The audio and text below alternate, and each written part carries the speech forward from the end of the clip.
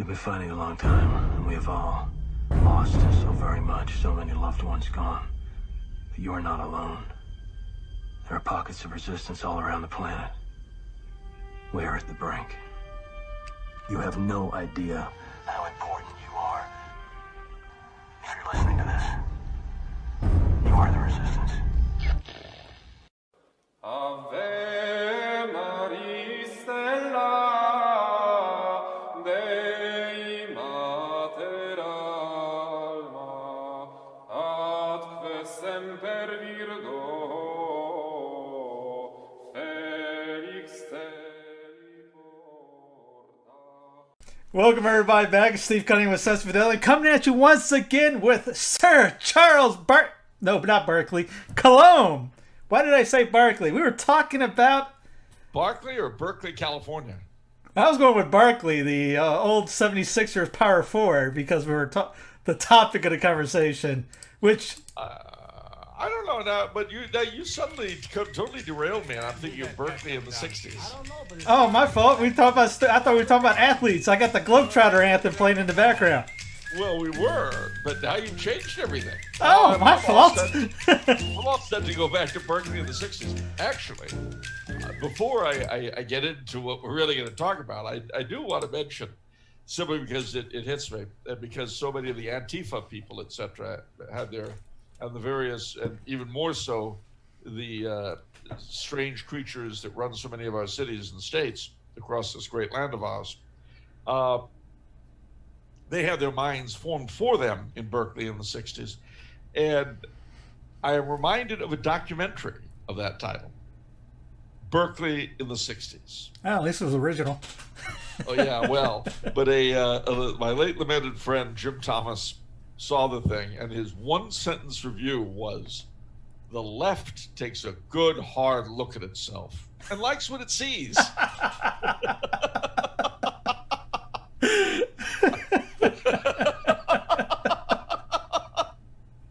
So, okay, great. But no, what we've got to talk about today is a thing that really is very much on my mind because of the opening of the baseball season, the Yankees versus the Nationals, and both teams, every player, knelt during the national anthem. Well, you know what? To the degree that I have any interest in baseball at all, and I don't really have a lot, but I've always been a Yankees fan. To the degree that I was, to the degree that I was a baseball fan, I was a Yankees fan.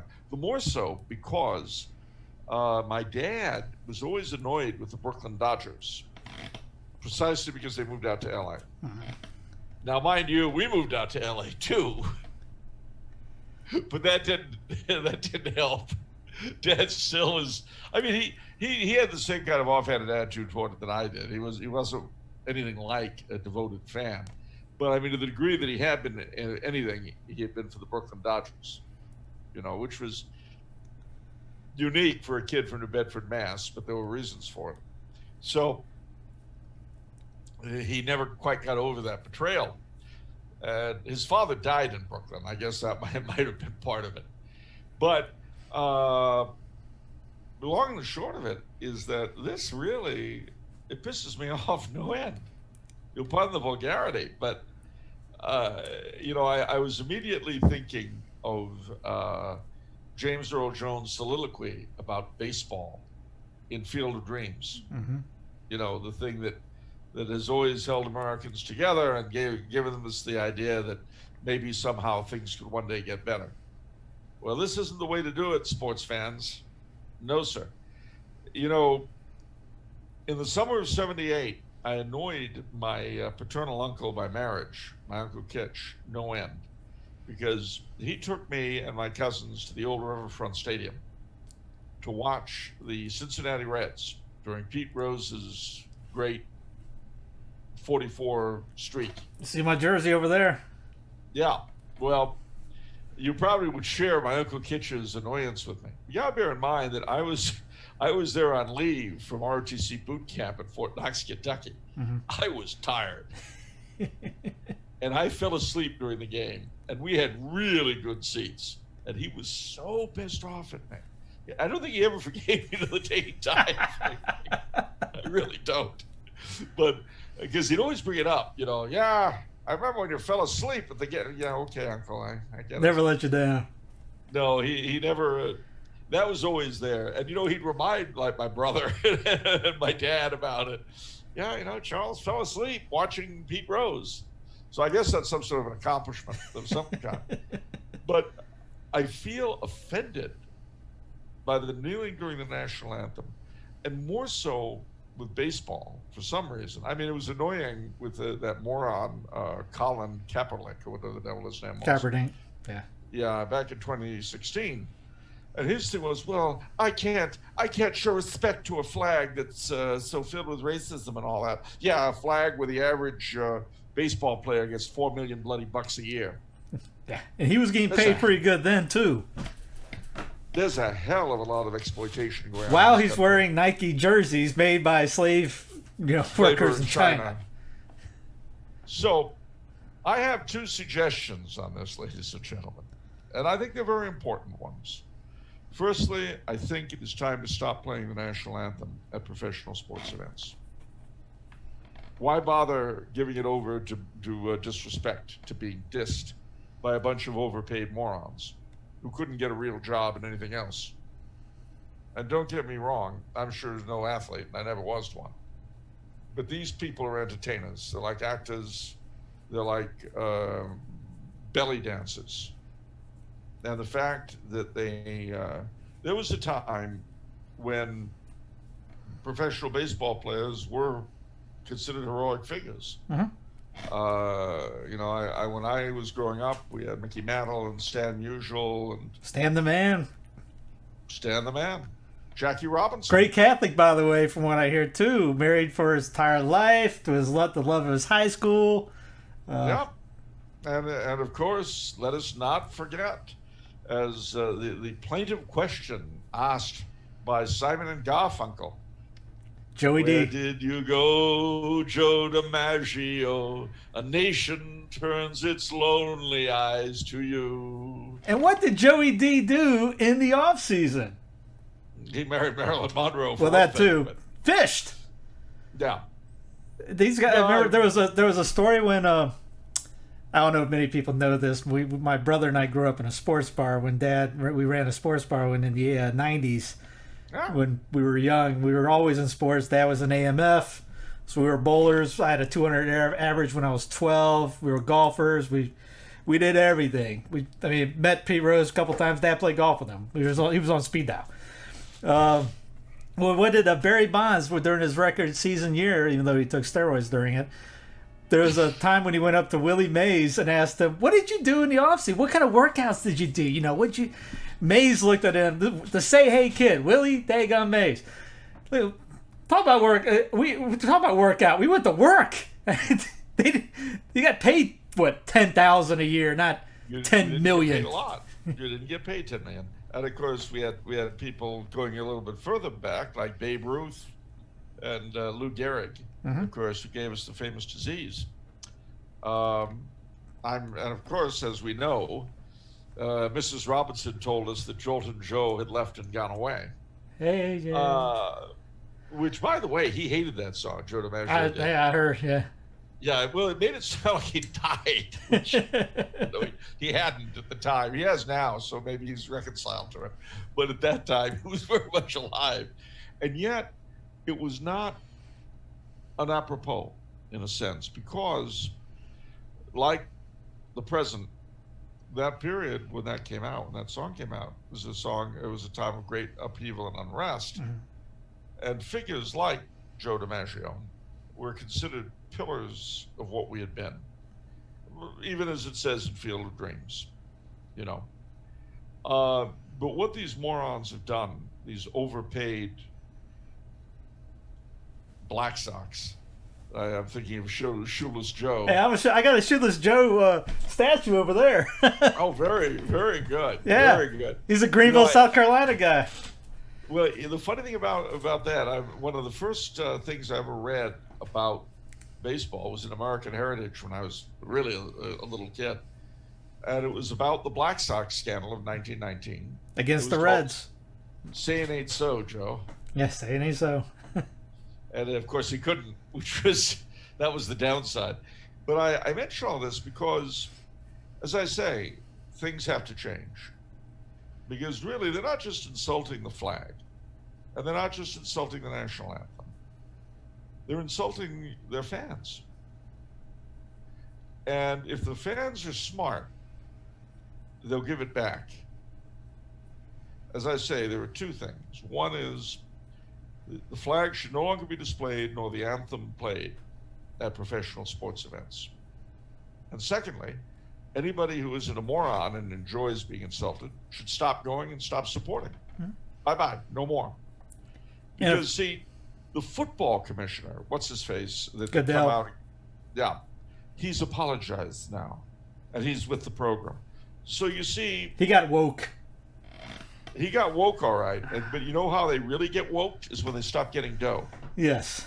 Defund professional sports. Forget the popo. Defund professional sports.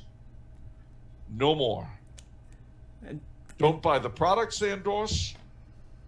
Don't have anything to do with it. Let them pay for their own garbage. Right now, the problem is TV pays them way more than the gate. So, like in Major League right now, you don't have any fans. They don't care. They get TV contracts. NFL, same idea. They get the TV contracts are the big thing. I remember watching a game 4 years ago. For full disclosure for everybody out there, I'm in Carolina. I'm a Panther fan. We had our sports bar was literally 2 miles away from training camp. And when they were in 95, 96, 97, 98, 99, when we had it, they'd come in and hang out. We were Kerry Collins, Steve Berline, Wesley Walls, all those guys. I saw them every day during training camp. They were cool as anything. Anyways, there's at the stadium they're doing social distancing inside the stadium. Rows not being used, 40% or 50% are allowed in the stadium, etc. You'd think as a businessman that's going to hurt your dollar. They get hundreds of millions of dollars from TV. But you know what? You stop watching it.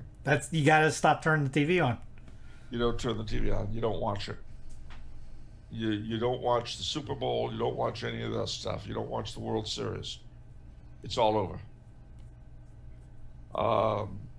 I mean, I realize it's a tremendous drug for people, and I would never say stop doing something unless I had an alternative. And We like saying go play. Instead of watching it, well, go play that. the game. You can go play the game, but there are other things you could do too. You could watch your local college, your local high school. Minor leagues. Minor leagues, indeed. And, I mean, for that matter, Little League and Pop Warner. Patronize that stuff. I mean, take your fandom away from overpaid morons who don't need it or deserve it. Just take it elsewhere. These people have to be pulled off their pedestal. You know, you bite the hand that feeds you, that hand should smack you. I saw one guy for the Giants. He stood during it. He was the only guy of the both teams to take a stand, and he said, "I will not take a knee for this." Well, then, if anything, he's endorsing by. Yeah. Even if you don't need it or want it. Problem is that no one knows who he is. So. Well, that's the downside. But no, a guy like that, I'd watch him, and I would buy whatever stupid product he was endorsing, even if I didn't want it. You know, the nail polish remover. Sure, I'll have 7 cartons. Kick it old school. Send them letters. We used to send cards in the mail to guys that get autographs. We couldn't go see them in cities, and they'd write back. So try that. Yeah, and support them. I mean, that's one thing. But for the rest of it, to hell with them. Absolutely, to hell with them. It's unreal. I never thought I'd see that. I mean, I think it was World War II when they started bringing the anthem in. It was during the 7th inning stretch at that time. And then it started getting more and more towards the 50s, 60s, I think, at the beginning of these games. Yeah, and actually, it really became a big deal, in particular after the start of our endless wars in 2002. Right. But it's got to stop. So those two things: no more, subjecting the national symbols to abuse, and no more funding. Those two things. I mean, when I saw BLM on the hill, I was a pitcher. I would have not taken 2 seconds to come over and just go over there and scratch that out with my cleats. Yeah. Unreal what you say. I just saw highlights, the NBA, that group. You're seeing it all over the place. I mean, I don't know if I mentioned this last time. Frankly, I've been doing a lot of shows recently, and I get very confused as to what I've said where. But the Sierra Club is going after their founder, John Muir, as a racist. Well, okay, the Sierra Club, if I remember correctly, backed abortion years ago, which I'm sure John Muir would never have done. But I'm gonna let all of these guys in on something. And by the way, I'm sure they're gonna start canceling sports figures. Oh yeah.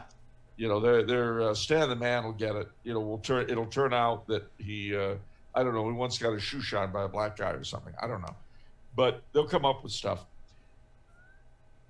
If you want to disassociate yourself from your founder, I'm thinking of John Muir and the Sierra Club. Two things: resign and dissolve the organization. If it's irredeemable, if that's really what you think, get your rear end out of it and break it up. Now, interestingly enough, a few drones at Planned Parenthood have begun to realize the real racism of their foundress. So they've taken her name off some building somewhere.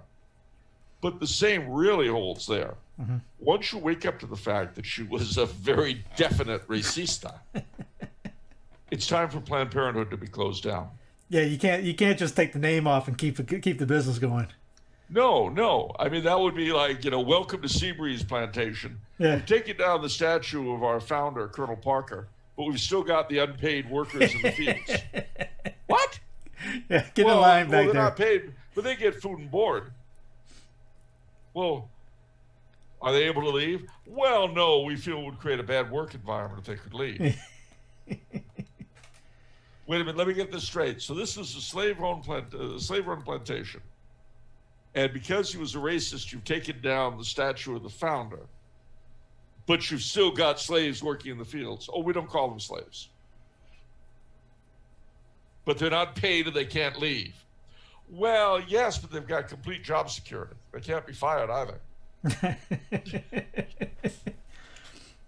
Now, going with the sports thing, I saw this coming for years, though. I mean, in the NFL, October, you had Pink Month. You had guys running around in pink.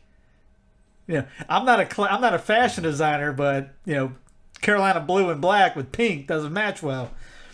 But no, I wouldn't think so. Well, who was that? There was a very famous guy who was a football player. He was the first famous football player to come out of the closet, sadly. Oh, Michael Sam. Was that it? Yeah. He really wasn't a good player. He was just famous for doing that. That was the one that Dolan said that Bravo. Cope. That was the guy's name, Donald Cope. I think it was Donald. Oh, we're talking about years ago then. Yeah, years ago. Okay. Years ago. And I'll tell you, if any of them started coming out as adulterers, we'd lose three-quarters of the teams right up there. Yeah, I mean, Charles Johnson bragged about having 8 kids from 8 different women and 4 corners and all the corners of the continent. But they give Phillip Rivers crap for having 11 kids. And being married to the mother. Yeah, literally being married to her. No, but in baseball, you had blue. There was the Father's Day. They had blue bags, blue bats. Mother's Day, they'd end up doing pink, which they would donate to groups like Susan Komen, things like that for breast cancer. But if you read in Susan Komen, you know there's nefarious things through there. They were being social justice warriors for a while. This is just coming out of closet type deal. See, part of the reason I think is that a lot of them have the same problem that a lot of highly paid actors do, which is there's a feeling of guilt at the bottom of it, that they're getting a lot of money that they don't really deserve for doing something at the end of the day isn't necessary. Yeah, non-essential. Yeah. Now, frankly, while I agree with that as far as sports go, I don't think there's any need for professional sports. Certainly not at that kind of pay. No, not like it is now. No. I would kill for back in the day. You know, we talking about the 27 Murderers Row. Those days when you could go to a game for 2 cents and take your kids there and not have to worry about going bankrupt buying a hot dog for $11 to watch somebody that's making $11 million that can't throw a ball straight. It's the same thing has happened with theater. I mean, there was a time when normal people could go to see a show on Broadway. You know, it's a long time ago now. Yeah. But now, if you're going to see a Broadway show, it's going to be a good quarter of your budget for your trip to New York. You know, and I'm not saying that's a bad thing, of course, but I'm always curious as to where all of this extra money is going to. There was you might not have ever seen this, but there was a documentary on Netflix. It might still be on there called Broke. And it talks about all the athletes that were multimillionaires that are now broke. You're looking at going, how do you spend $50 million and become broke? Well, you do it because you're stupid. That's how you do it. No, I'm serious. It's really, see, the problem is most people can't imagine that because they don't have the kind of money to play around with. But you see, you could always get the most expensive of everything. Mm-hmm. I mean, you could, if you got $50 million in the bank, you could very easily go to Paris, stay at the Royal Suite at the Ritz, you know, for $25,000 a night. You know, that's up to real money. Mm-hmm. And you'll drain your account. You know, I'll have a bottle of Louis XIII cognac. Sure you will, at 10 grand. Yeah. You know, and they do that kind of thing. You'll pardon my saying so, but you know, 6 hookers at once. That kind of thing comes to a lot of money. And when you find out the kinds of things they would spend it on, it was nonsense. Or another way to lose money when you've got that kind of money is to invest in stupid stuff. If I were an athlete and I had that kind of money, I'd throw it in the bank. Mm. Unless I had a manager I could really trust, I just throw it in the bank because the money I'd make off the interest would be enough to take care of my needs. And I wouldn't have to worry about whether the market went up or down or anything, you know. And I might have to divvy it up amongst however many banks because there'd be 100,000, you know. You can't invest more than 100,000 in a given bank without losing the insurance issue. So I'd probably have to, you know, I'd have as many bank accounts as you could fit 100 grand into 50 million, which is quite a few banks actually. No, yeah. hard keeping track of each of them. But nevertheless, that's how I would do it. Simply because I don't have a financial mind. I don't pretend to. But the thing to bear in mind is that people who succeed as professional athletes are often not the most intellectual of people. Now, they're not always dumb by any stretch, but they're not always that bright either. No, they get used. Their friends use them. The people around them use them. That was I can't remember. There was a buddy of mine, and I'm not calling him an idiot, but he ended up. He was our shortstop in high school, and this kid would have been, if you would have asked every player there, he would have been the least likely to make it anywhere. And somehow God struck him with a lightning bolt between the age of high school and 25, and ended up getting signed by the New York Mets. He ended up bartending for a couple years afterwards because his parents took all his money. So there's that. You got people like that as well. I mean, Well, you do, and you again, the closest parallel to that is what you'll see in Hollywood, because you'll see the same thing. You know, if I had a dime for every horrible story of a child star who made millions and the parents took it all and spent it, on what? Yeah. How is it you generate millions of dollars for your parents, and when you turn 21, there's no money? What do they do with it? What do they do with it? How do you hide that? What kind of parents are able to spend millions of their kids' money, and you know, 21 smile and say, "Well, sorry, really don't have anything for you. Go try it again." And you know, the worst of it is that it's bad enough if they get divorced. The parents get divorced. You can at least imagine that they were blowing it on stuff they shouldn't have been, and it ruined them. Which, it's not nice, but it's understandable. But the thing that's really bad is when they don't. You know, there's tight a couple as when they shaft you at the end is when they began. You know, What is that? Yeah. To have that nasty a set of parents, I can't conceive of it. But it's one reason, you know, my dad wouldn't let my brother and me go into the biz, and mind you, we had the chances. Well, you go back to, you know, guys making today. You had the quarterback for the Cowboys, Dak Prescott, was holding out because he didn't want $31 million this year. He wanted more. 31 wasn't enough. Oh, I can understand that. He's upset. Think about it. He's upset because he had to settle for $31 million this year. I think his brain needs to settle for, you know, into its foundations. What a boob. God. Well, you see, this is the thing, and to have these people, these mental midgets, commanding such importance is ridiculous. So I say once again, no flag, no anthem, no dough. Give it up, ladies and gentlemen. I know it's easy for me to say because I don't have the addiction. But, well, and it is. I mean, no. I've known people for whom, I've known people who knew every winner of the World Series, could tell you all the batting averages of, there you go. I've known people like that. I know one now. And I understand that it's almost like a religion. But it's a religion of Baal at the moment. Yeah, when we were growing up now, it was different. We were in the 80s. Curt Flood was the first free agent. He was the one that created free agency. Pete Rose was the first $1 million guy.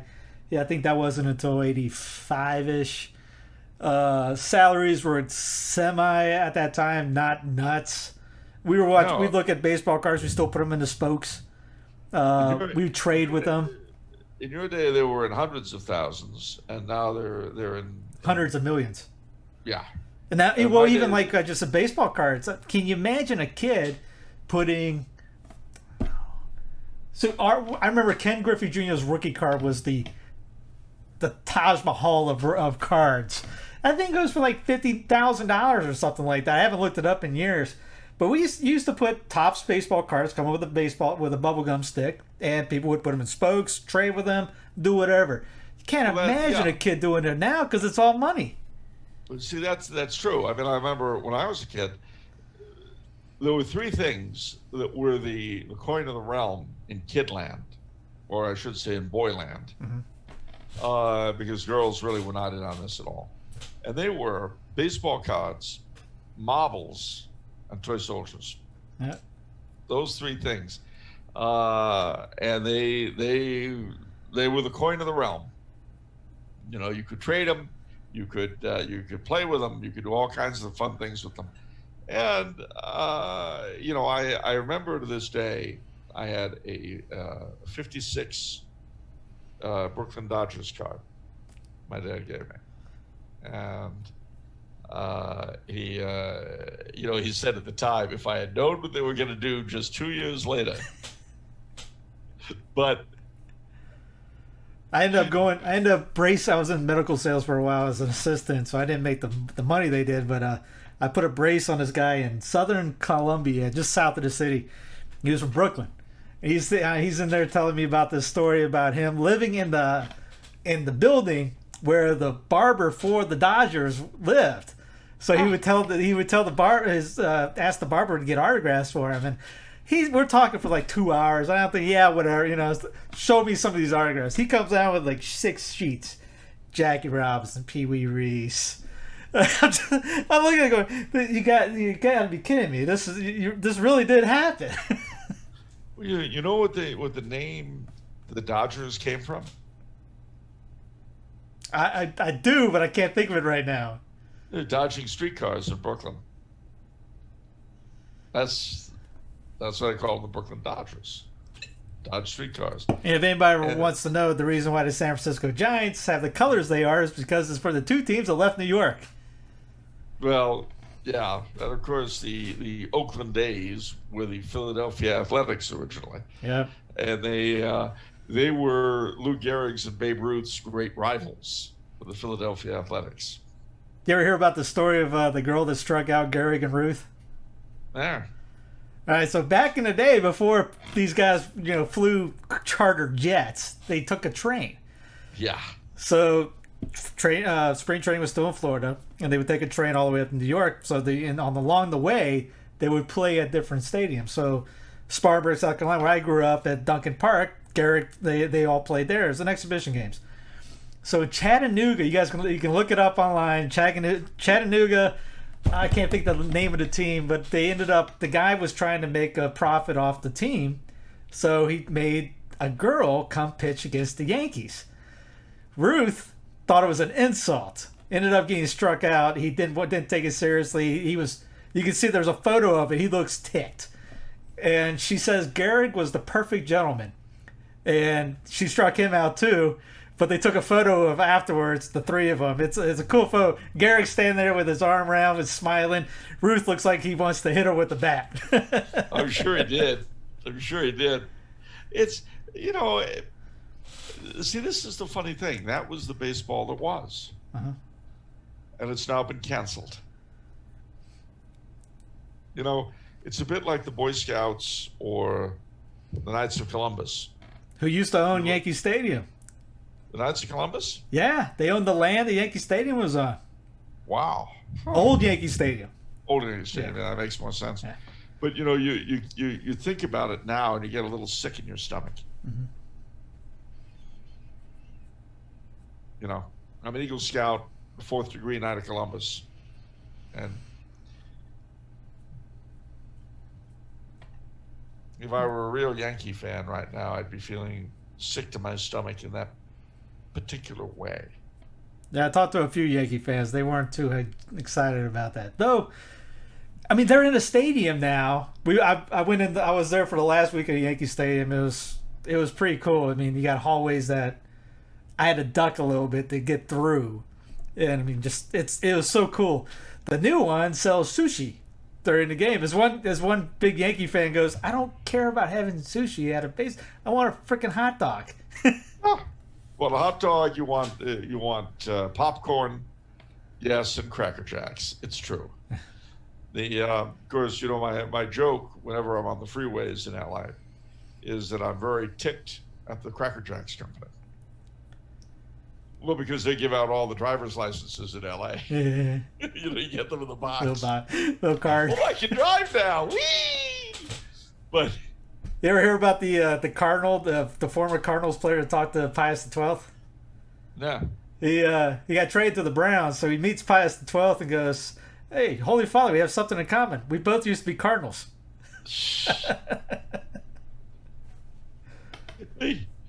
Yeah, it's good stuff. I mean, again, and it was part of Americana. But again, I hope a time will come when we can regain it. But, the problem is that, as Perry Como tells us, once upon a time, somehow never comes again. Oh, yeah. It's just dreams. You think of, it's nostalgic of thinking of guys that had beers in the dugout, or they would smoke on the field and put the cigarette on the base, or yeah. Talk to fans after the game and hang out with just like normal people, and kids looked up to them. They were normal people, to a degree. Yeah. And kids did look up to them. I mean, when I was young, some of the kids wanted to be not simply baseball players, but baseball heroes. You know, and you look at a guy like Stan the Man or Mickey Mantle or Joe DiMaggio, and you know, some kids, I was never one of them. I looked more to the astronauts, frankly, but they would say, you know, yeah, that's what I want to be. I want to be like him. And this is a very natural thing, you know. It was a very natural thing. Unfortunately, we live in the time that we live in. Yes. So I'm afraid that that's yet another casualty of the long march through the institutions. Yeah, you look at it as a foreshadowing. Colleges. Yeah, baseball can I'm go sorry? down like this. It's almost like a foreshadowing. Baseball can go down like this. Everything else can. Yeah. Well, I mean, yeah, and there is, as I've said before, and I'll say it again and again and again, there is a reaction brewing, and it will be unpleasant. The Now, longer this goes on, the nastier it'll be when it comes, and I am not looking forward to it because I don't like bloodshed, you know, and however stupid people may be. now we got some sports fans, not sports fans, players that are subscribers to the channel, maybe watching this. Before we came on and we talking about this, I was thinking of Franz Jaegerstadter, who ended up getting his head cut off for not saying Heil Hitler. Yeah. What would you say to guys that play on teams that maybe the team tells them beforehand, hey, you got to kneel for this, and 100%. knowing what BLM stands for? Bye-bye. Bye-bye. And of course, if you're a professional athlete, I realize there's not a lot of other things probably that you're able to do, and I'm not being funny. It's true. Because athletes, like actors, even like writers, they do what they do. And going from that to say very often their educational accomplishments don't really allow them to go into any equivalent white-collar job. So it's very hard. But for the sake of the game, for the sake of your country, I would appeal to you to resign and tell them why you're leaving. And be sure you let the newspapers know, and be sure you get it out online that you're leaving because this isn't what you signed up for. You're not a traitor to your country. You're not a follower of Marxist lesbians. Even if they weren't Marxist, you wouldn't follow them. And even if they weren't lesbian, you wouldn't follow them. But the combination of the two together is kind of tough. And that's really what you've got to do, because the alternative is to sell your soul to the devil. I'm not saying that's a bad bargain.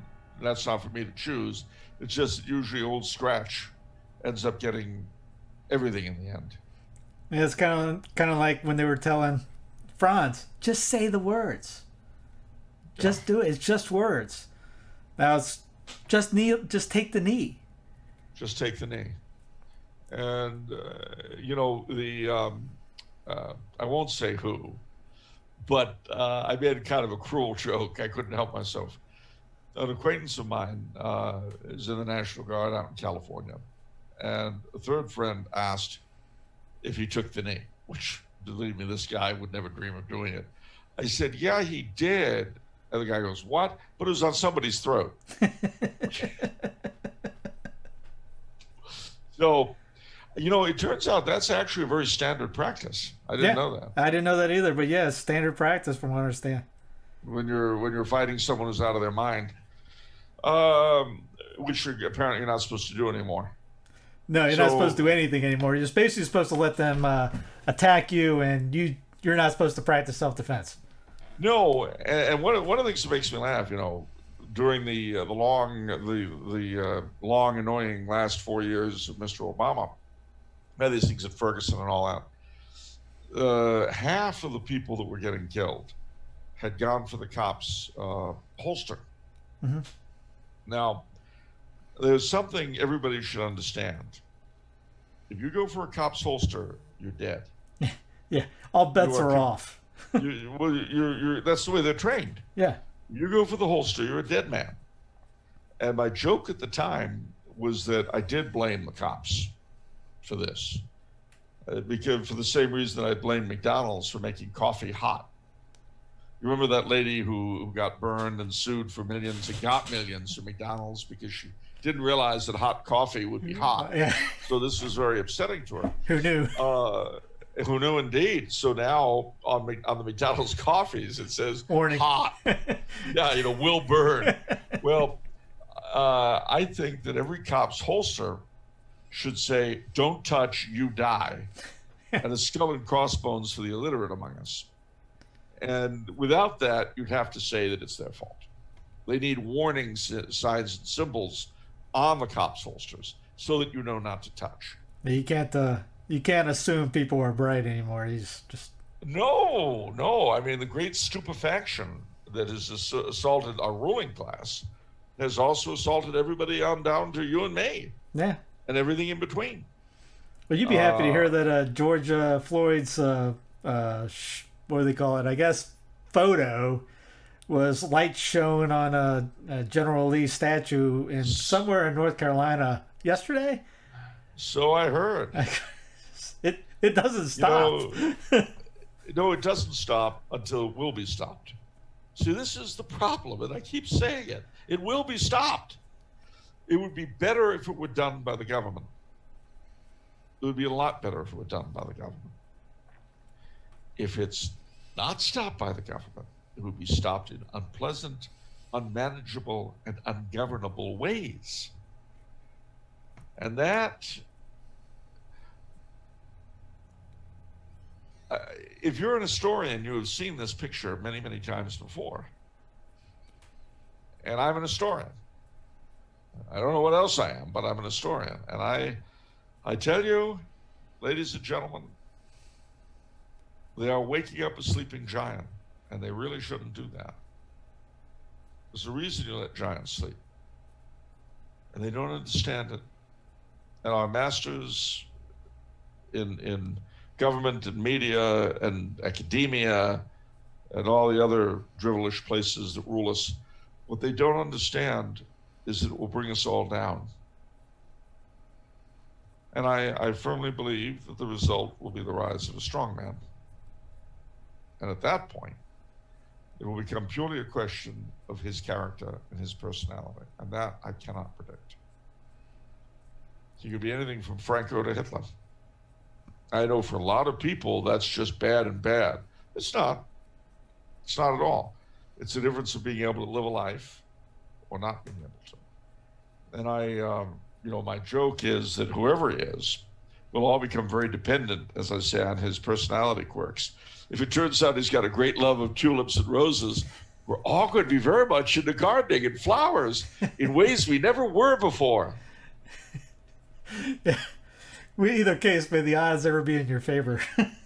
Yeah, well, see, that's the thing. I mean, the problem with strongmen is that the odds are usually not in your favor because they have to come to power in ways that are unpleasant. And the kind of men who can do that are usually not the most pleasant of people. Yeah. And you may say to me, well, wait a minute. How do you know he's going to be a man of the right, quote unquote, and not a man of the left? You want me to say it? How do you know there's going to be a man on the right and not on the left? Because, especially in America, the left is incapable of creating anything. It can destroy, but that's all it can do. What it can't do is pull things together, smack them into line, and get on with the business of living. That's beyond its ability.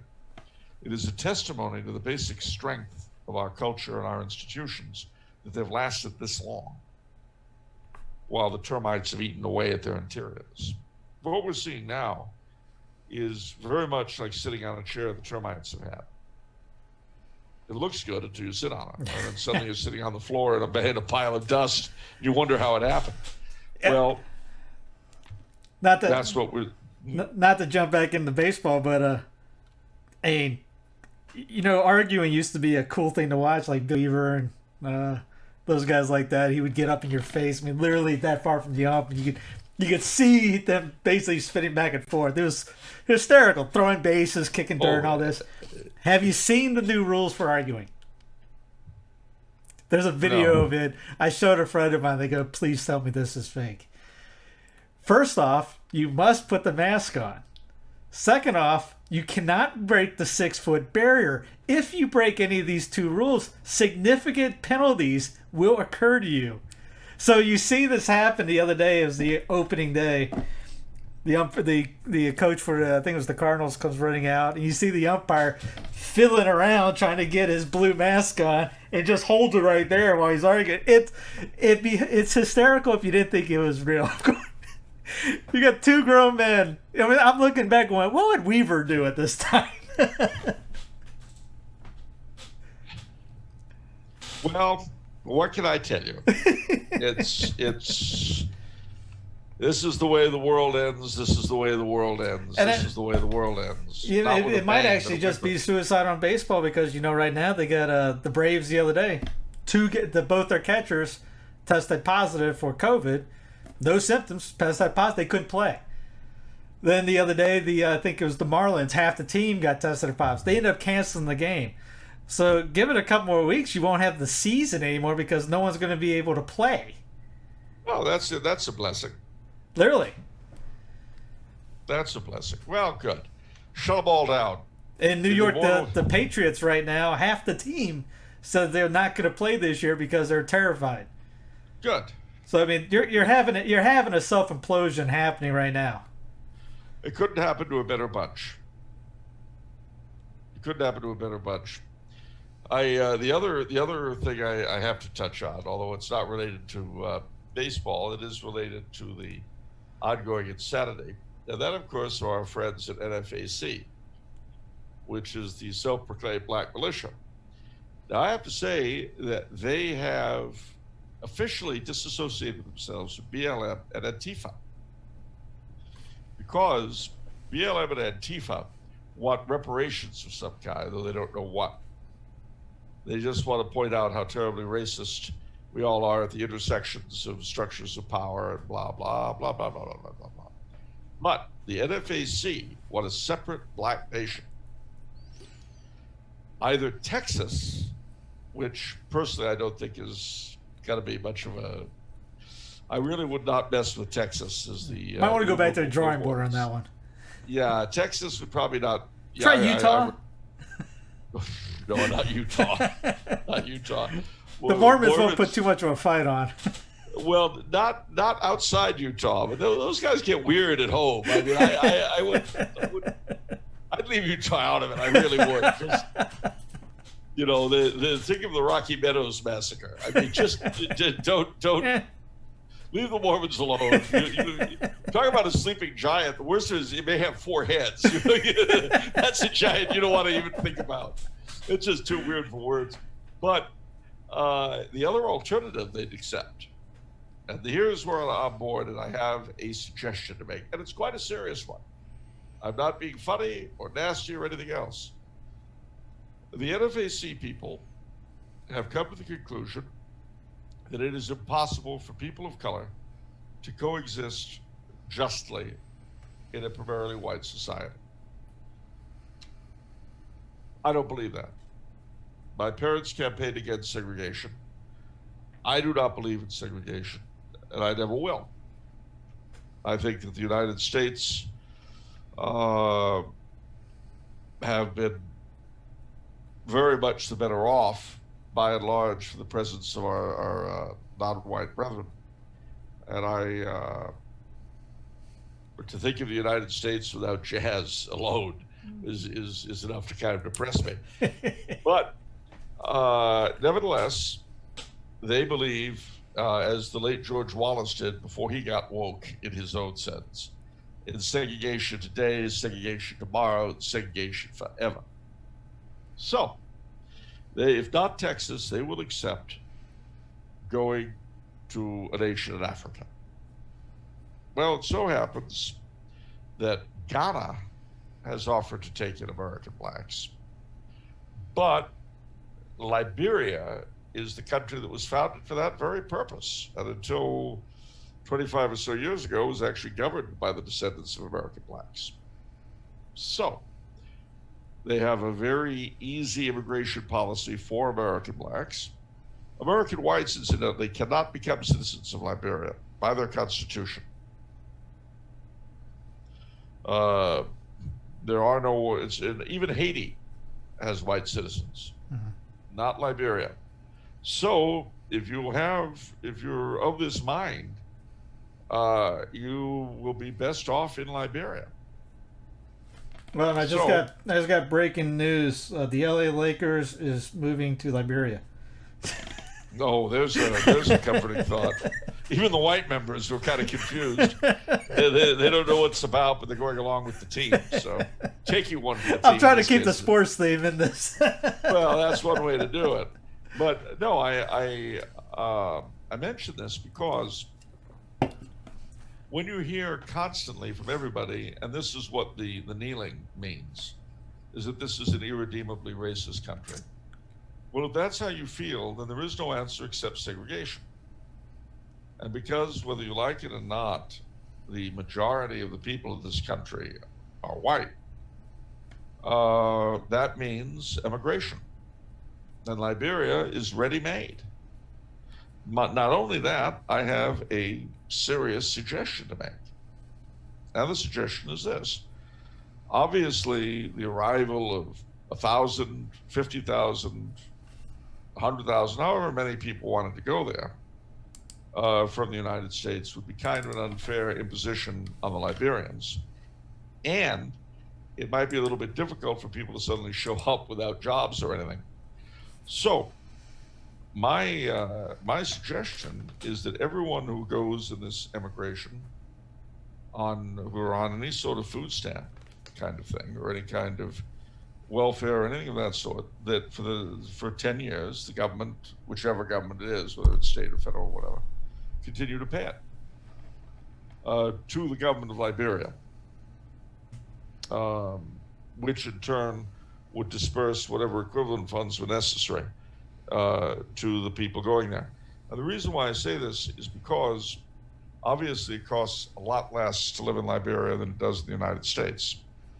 And if you suddenly have this 100,000 or 50,000 or 10,000 or 1,000 people show up, and all of them are suddenly arriving with tons and tons of money, that would do a real number on the Liberian economy. Whereas, if whatever fraction would guarantee them the same level of the standard of living they have in the States over there, be a lot less. So, I'm making these figures up.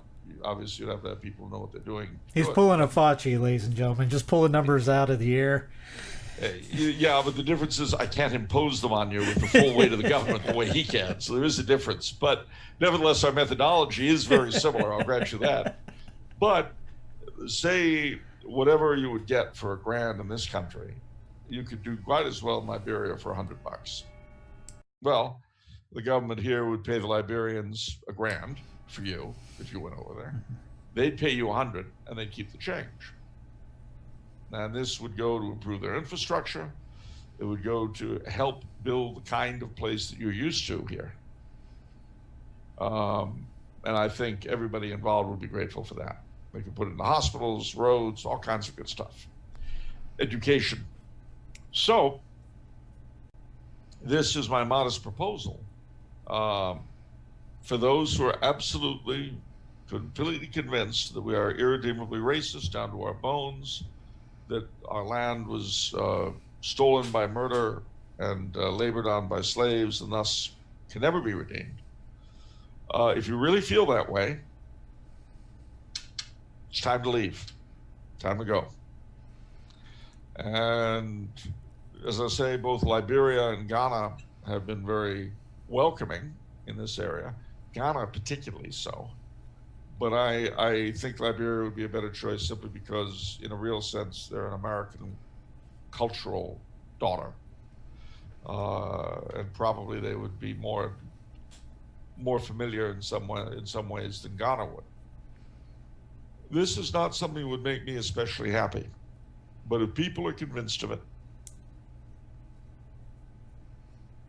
give them what they want. Instead of burning the towns down.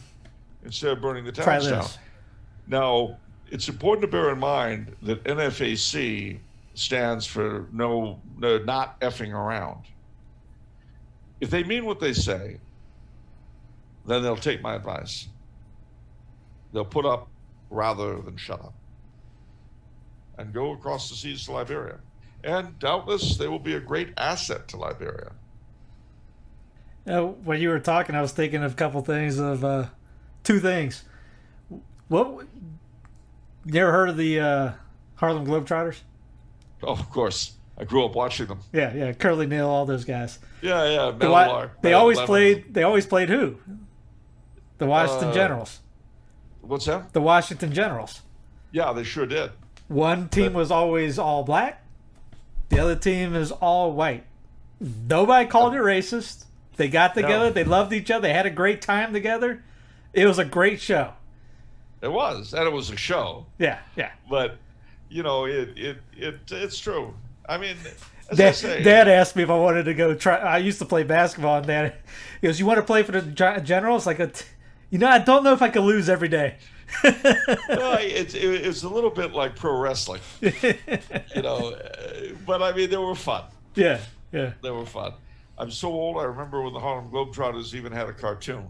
Yeah, no, I remember that. Yeah, so, and I think it's a crazy idea in the sense that I think segregation is crazy. Uh-huh. But I do believe that if they're completely convinced of it, it's time to say sayonara. Don't you find it kind of funny? Not that I'm a Tebow fan, because we need to pray for his conversion because his family goes to the Philippines to convert Catholics. But what did he do that ticked off literally everybody? It seemed. Was praying. Yeah, he took a knee after he scored, or before games or things like that. That was a knee to God. That wasn't meant to be an insult to the flag. There's a difference. If they were kneeling like that in prayer, or if some royal personage attended the game and they were kneeling because the Queen had attended, I'd be fine with that. But that's not why they're doing it. And I have no use for people who have made their fortunes off this country treating it like garbage. And we always there was a great line in For the Love of the Game. You remember that movie? No. It was another Costner baseball movie. He was a pitcher. It was his last game, so his arm is hanging on a thread. And towards the end of it, he says in his mind, he says a prayer, and he goes, "Lord, I never wanted to bring you into the game because I thought it was meaningless to help me win or help me this. It's help me not get hurt, basically, is what you're looking for. Not that I'm against prayer at a game, but everyone, it's kind of like help me hit a home run. Yeah, that's your prayer." Well, the funny thing about The Field of Dreams, I always say that it's the one movie that Kevin Costner isn't really annoying in. That was a great movie. The dad scene still gets me. Well, yeah, I mean it. You see, that was when Kevin Costner was still being directed, and so he had adult supervision and he could put it do a somebody tell him what to do. Job. Yeah, exactly. And I to this day I still chortle over the James Earl Jones meeting, because he plays Ted Mann, this J.D. Salinger monkey. And finally, they're talking at him, and he's trying to figure out what they're babbling about. He found, "So you're saying you come from the '60s?" And he goes, "Well, yeah, go back while you still can."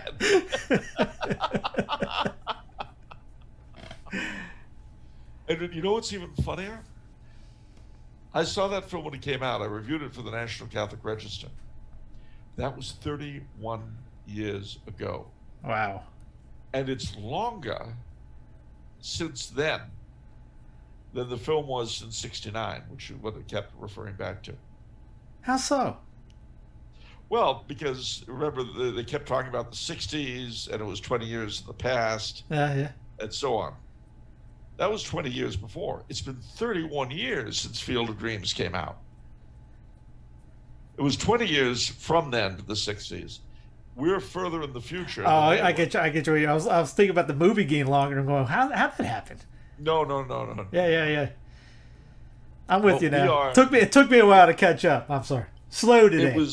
That's all right. Well, you've got all the fumes coming from the burning houses down in Gastonia. You've got it's that film is longer ago now than the 60s were when it came out. I get you, yeah. Uh-huh. And it shows you how life is. I remember 69 very well. I turned 9 years old. And when I saw that film, it seemed like a long time ago, 20 years. But the time since that film doesn't seem like any time at all. Being a baseball purist, I'm going, you got Joe Jackson wrong. You bet. But they got the dad right. That was right, yeah. He was. And the other thing was funny, a little bit weird, was the Burt Lancaster piece. Uh-huh. Burt Lancaster as the doctor who had given up. Moonlight Graham. Yeah. But he got to play one time. It was an interesting film. And Place exists. Ladies and gentlemen, if you don't know that's real, there is a real field you can visit in Iowa like that. And the interesting thing too about the film, I was discussing with a friend yesterday, actually thinking about what was going on. Seeing the film at the time made me wish I liked baseball a whole lot better. It made me wish I had a real passion for it. That's how good a film it was. But we are where we are, ladies and gentlemen. So stay sane. Well, that's a phrase that needs to be said over again. Yeah. Everyone's saying stay safe. I say stay sane. Stay safe. Somebody might look at you. What does that mean? Get ready for the goggles. Don't let your emotions run away with you. When Mission St. Gabriel burned, mm-hmm. I felt the madness in myself. Had I seen someone at that moment I thought had done it, I'd have blown his brains out. I felt the crazy. Mm-hmm. And of course, 3/4 out of 4, you do that and you got the wrong guy. Yeah. See, I remember the week or two after 9/11 in SoCal, 3 people were shot dead in reprisals for 9/11. One was a Copt, Egyptian Christian. One was a Sikh wearing a turban. And one was, something else, whatever it was, he wasn't a Muslim. And that was, stupid people letting their emotions, and mind you, I'm not saying it would have been good if it had been a Muslim. That's not my point at all. My point is, they so let their anger get away with them. But these perps killed not just people who were innocent of anything to do with 9/11, as any regular Muslim would have been, but people who weren't even Muslim, who weren't anything to do with anything. That's what happens when we fallen humans, that our emotions dictate. Yeah, I was just reading a story of Blessed Pierre Giorgio. There was the incident with a friend of his, and I guess it was like a pub, and a couple of the fascists were in there giving him some heat, giving his friend heat, and he heard what was going on, and Pierre Giorgio runs in and grabs the guy and decks him. Ends up being the wrong guy. His friend later writes to his sister, goes, "Thank God we got out of that place, or we would have both killed somebody." This is a guy that's incorrupt, so if they could screw up, believe me, he was still human. Yes. And remember, nobody's a saint or a blessed until they die. Before then, yeah. We've got to be careful of that, ladies and gentlemen. I've told you there's going to be a blowback. Don't you be part of it. Don't you be getting down these people in the street. It'll come to that, I think. But unless you have to defend yourself, don't even...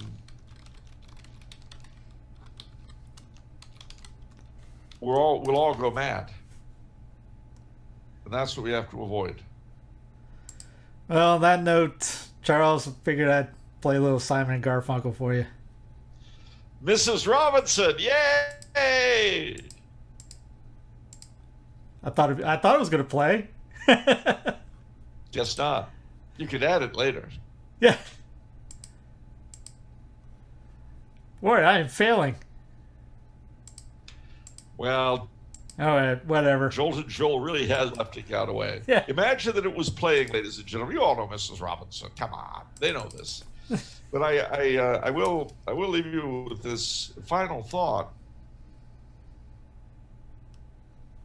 and that is one important reason why you should know that your emotions dictate your activities, if you can possibly avoid it, is that something you do in the heat of the moment can last forever. And you don't, usually not in a good way. You know, there's that one thing you do that can really damage your own or someone else's life. So however upsetting and annoying the news becomes, stay sane. Amen to that. And Charles, appreciate it, bud. Stay sane. You bet, it's time.